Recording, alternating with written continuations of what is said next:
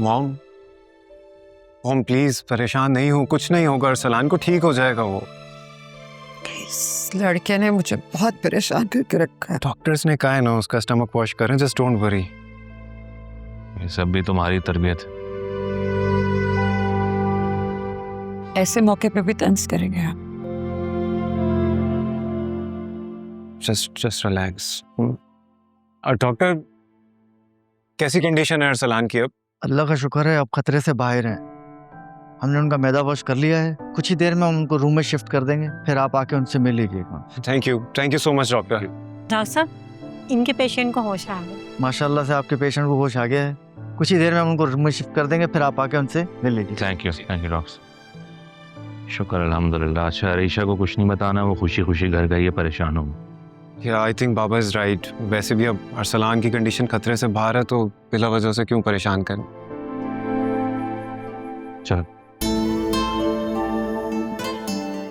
जायशा, बेटा मेरी शर्ट लेकर आओ। ये आपकी शर्ट। ये तुमने इस्त्री की है? ये तो मैंने जायशा से कहा था। जायशा किचन में नाश्ता बना रही थी तो मैंने कर दी। शुक्रिया, लेकिन तुम्हें ये तकलीफ करने की कोई ज़रूरत थी नहीं। जायशा मेरे काम करने की आदी है। आई नो, लेकिन अब से आपके सारे काम मैं करूँगी। क्यों? किस खुशी में?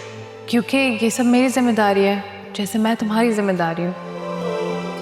अच्छा, अपना फ़ोन ले जाएं। जायशा ने बताया था आप अक्सर चीज़ें भूल जाते हैं, लेकिन डोंट वरी, अब से मैं कुछ भूलने नहीं दूंगी। राफे, मासी तो सबका होता है, तुम्हारा भी तो था। तुम्हें जूनिया पसंद नहीं थी क्या? लेकिन अरीशा और तुम एक दूसरे की किस्मत में थे, इसीलिए तो आज साथ हो। अरीशा जिस माहौल में पली बड़ी है उससे बहुत फर्क पड़ता है बेटा। वो जिस माहौल की है ना, वहां पर ऐसे लड़के लड़कों की आपस में बेतकल्लुफी को बुरा नहीं माना जाता।